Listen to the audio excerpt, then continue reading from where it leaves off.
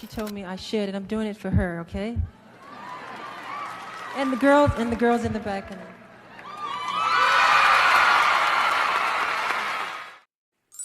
So, let's talk about Michael Joe.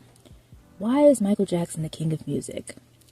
First of all, because he just is. No, but other than that, let me give you my favorite 7 Michael Jackson fun facts. Because you know Michael's favorite number is 7 or 777, whatever. So these are the top, my favorite Michael facts of all time.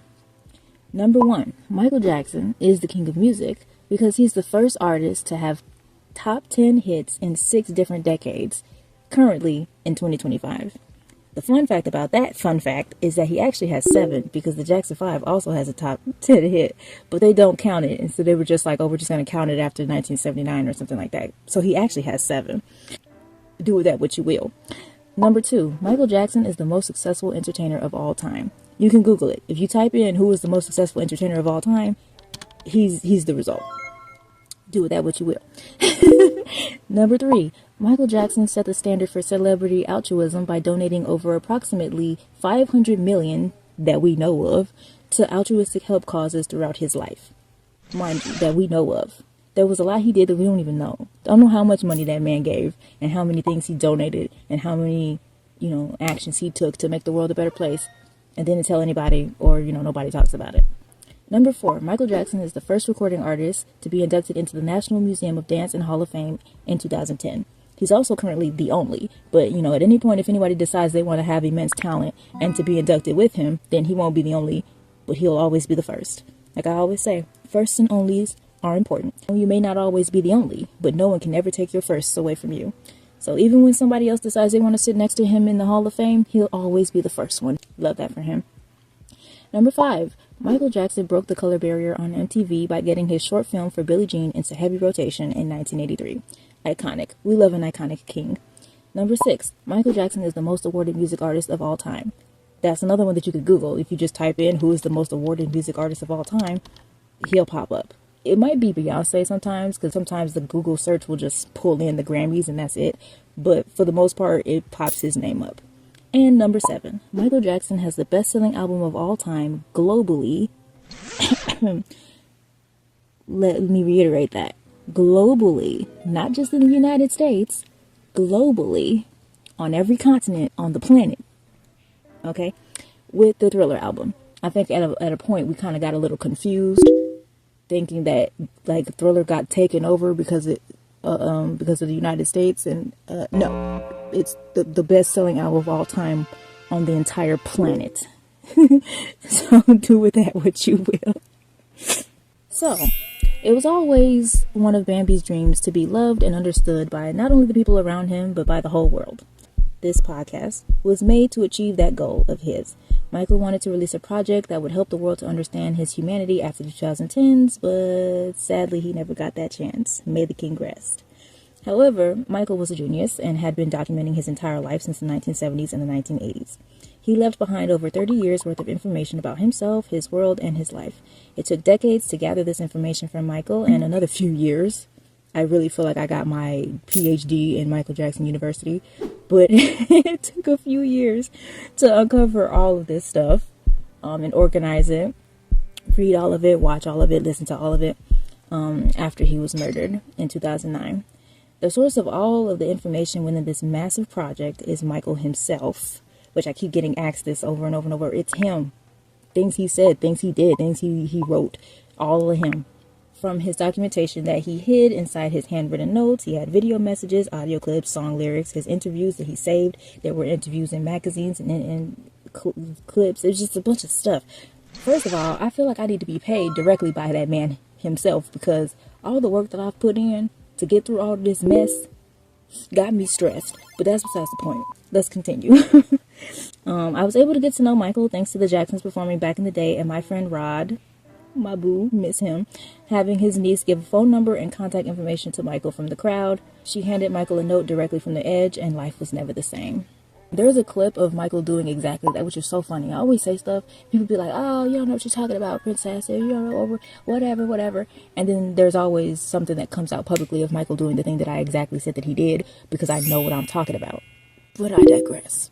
So there's a clip of Michael doing exactly this thing where he would get to the edge of the stage, and if somebody was trying to hand him something, he would just grab it. He did that all the time, clearly. And I said that, and people were like, oh, no, what are you talking about? Because they don't know anything about Michael Jackson before 1986 for some reason. And then during the Bad era, obviously, he was on the Bad tour, he was too far away, so they didn't think he could do that. But I'm like, no, before he was doing concerts where he was so far away that nobody could even feel his sweat, you used to be close enough where you could feel his sweat. Because if he spun in a circle and enough of his sweat flew off of him, it would fall on your face. But you know, this is the journey here. I will be vindicated, and have been vindicated a few times already, where people didn't believe what I was saying, and I'm like, okay, whatever. And then turns out I was right, of course. This entire project is dedicated to him, as he deserved to have his dream of finally being understood come true. Love my babe, gotta give him what he wants. This is also a ticket into my private King of Music podcast, which is an exclusive community with some twists, some turns, some desserts, and some delicious side dishes. And all the rest of the podcast is a lot of transcripted posts, a lot of photos, and me just talking my shit, because that's what I love to do. Join us if you're listening to this on YouTube. Join us inside the podcast at angiej.com/theKingofMusic today. With this creation, we are dedicated to revealing the more interesting aspects of Michael Joe Jackson. His middle name is Joe. We're going to get into that in another day. That man's middle name when he was born was Joe, okay? It was not Joseph. It was Joe. He used both, though, Joe or Joseph. Even though his middle name was actually Joe, he used Joseph, too. So you do with that what you will. Use whichever one you want to use. But that man's name is Joe. But we're here to reveal the more interesting aspects of Michael Joe Jackson, exactly as he desired before his life was brutally cut short in 2009. Sometimes it's hard to believe just how the whole planet could have the same experience at the exact same time. How can a human feel so much pain and sorrow about another when their paths have never crossed? But that's just the thing. Even if a person never crossed paths with Michael face to face, their soul definitely has. That's the ability of empathy, the strength of human emotion, and the power of creation. Where you couldn't see his physical, you could hear him in his lyrics. Where you couldn't understand his words, you could feel him in his music. Where you couldn't hear his songs, you could explore him in his films. And where you couldn't view his media, you could become him in his dance. It all came together so perfectly, didn't it? Michael's favorite word has always been magic, and mine has always been dreamy. That which is dreamlike takes you to another world filled with endless possibilities. Reality is wonderful, and a reality where dreams come true is even better. I could definitely say that anyone so willing to work hard to bring dreams into fruition that exist dormant inside the hearts of every human being on earth truly is one with a heart of gold. And that was Michael Joe. The man was just golden. That's why the gold is kind of like my main color. Because that's, his heart was made of gold, his soul was made of gold, his spirit was made of gold. You think that man was King Midas and everything that he touched, and he touched himself, and it was just gold. Everything he did was to show the world that you could do it too. Have faith in the gifts you were divinely given, nurture them, take care of yourself, and give love to the whole world around you. You may not be very common to live in a constant state of fantasy like us, but only those who've walked paths similar to us will understand our journey. For that, all a person can do is sincerely say thank you. To be understood and to be loved is all Michael asked for, and his soul desired it. And personally, I think everyone who loves him to this day still helps him get closer and closer to that goal, even though he's gone. 15 years, 16 years, 17 years without Michael feels just like the 10 years, the 5 years, the 1 year, the 1 day, the 1 second. Just the 1 second without him shook the entire globe. An impact like that is otherworldly.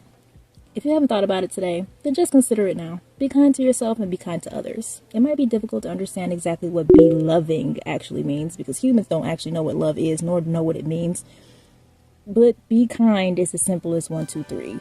Be kind, and kindness is a lot more easy to grasp and understand than love. Specifically, just the word and what love means. So, with a whole love, spread love, what does that mean? How about be kind, spread kindness? So try it whenever you get the chance. It really does make a difference. Now, I'll always remind you, be kind, but don't be a fool, though. If people are mistreating you or trying to make your exit from them kind, if you want to, kind, but quick, okay? The only time you should ever be mean is when others have been mean to you first, or have been mean in general first. Defense of others and of the self are skills that last a lifetime. Don't just be a type of person who, Michael was kind of like that, where it was always about trying to be nice, even though other people weren't being nice to him. Defend yourself. It's okay. It's okay to fight for yourself and to fight for others. Defense is just as important as offense. Don't forget that. In conclusion, I don't know if a soul who was mistreated as much as Michael can rest peacefully after the way he was harmed. Not sure. That's the mystery of the afterlife. None of us know what it's like until we're there. However, what I do know is that his pain doesn't go unnoticed. Humanity still doesn't fully understand him just yet, but that's simply the job that I've been appointed to do. As long as the hands of time keep rotating, honey, there will always be a chance for Michael's goal to be achieved. He's forever the prince who then became the king. Michael J. Jackson. The memory of a legend can't do anything else but live on for eternity. Go out, be legendary, and live forever. Long live the king of music. So, tell me your thoughts, give me how you feel, and let's chat. I'm your host, Princess Angie J, and I hope you have a lovely Michael Jackson day. Mwah.